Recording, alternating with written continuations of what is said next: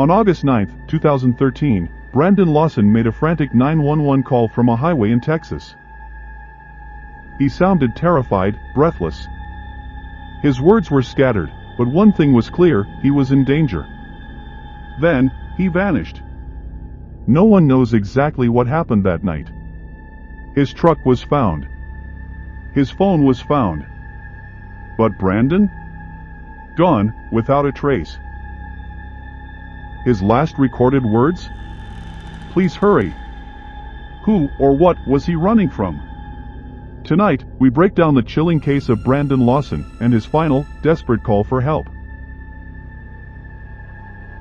Brandon Lawson was a 26-year-old father of 4, living in San Angelo, Texas, with his longtime girlfriend, Ladessa Lofton.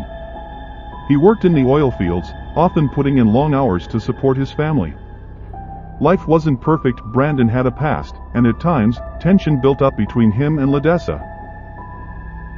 On the night of August 9, 2013, an argument erupted between them.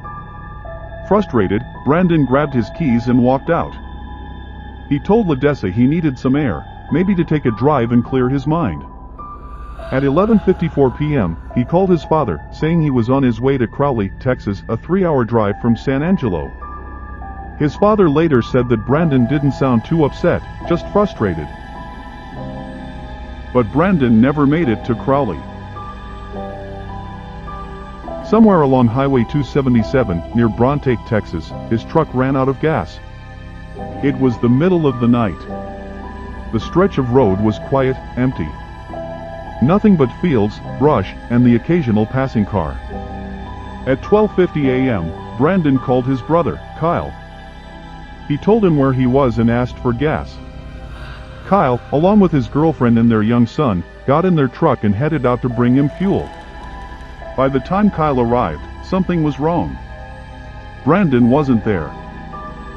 His truck was parked haphazardly off the side of the highway, but there was no sign of him. The engine was off. The doors were locked. No broken glass. No damage. No footprints leading away. Just silence. Minutes before Kyle got there, Brandon had made another call, this time to 911. At 12:54 a.m., the Cobb County dispatcher answered the phone. On the other end was Brandon, panicked, breathless. He spoke quickly, too quickly. His words were frantic, slurred, hard to make out. But one thing was clear: he was terrified. Yes, I'm in the middle of a field. My truck ran out of gas. There's one car here. Guys chasing me into the woods. Please hurry. The call was brief. It cut off. No follow-up. Who was chasing him? Who was out there, in the middle of nowhere, in the dead of night? When Kyle arrived, he tried calling Brandon. At first, no answer. Then, finally, his brother picked up. His voice was quieter now, almost whispering. I'm bleeding. Then, silence. The call disconnected. Kyle and the sheriff searched the area, calling out his name, checking the brush. But there was nothing. Just his truck, alone on the roadside. Brandon Lawson was gone.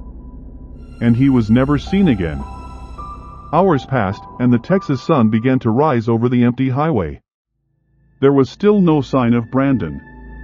His truck remained where he left it, untouched. No struggle, no footprints, no trail leading into the brush. Kyle and the sheriff continued searching, calling out his name. But there was only silence. A heavy, suffocating stillness. Ladessa, worried sick, called every hospital, every jail, hoping for some kind of update. But Brandon wasn't in custody. He wasn't in the hospital. He wasn't anywhere. Then came the 911 call analysis. Authorities replayed Brandon's last known words, trying to make sense of the frantic, disjointed message. Audio experts slowed it down, cleaned up the interference, isolating certain phrases. And what they found was terrifying. Some listeners believe you can hear gunshots in the background. Others say there are muffled voices, as if someone else was out there, just beyond the reach of the microphone. And then, there's the most chilling part. Some claim Brandon wasn't alone in the call. That a second, barely audible voice can be heard whispering, "Get over here." Was Brandon hiding? Running? Begging for his life?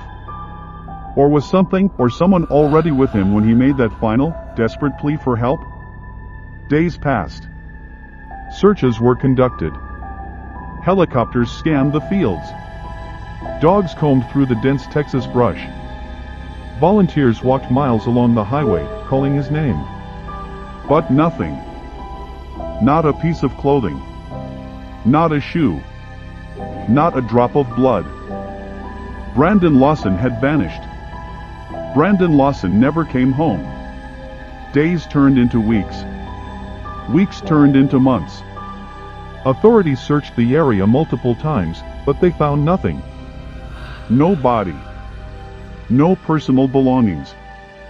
No answers. LaDessa and Brandon's family never stopped looking. They pushed for more searches, more awareness, more media coverage. But as time passed, the case grew colder. Theories began to swirl. Some believe Brandon was on the run that night, possibly paranoid, possibly in danger, but from what, no one knows. Others think he may have suffered an injury or medical episode, disoriented and lost in the wilderness. Then, there's the darker theory that someone was out there with him, just like he said in his 911 call. That they caught up to him before he had a chance to escape.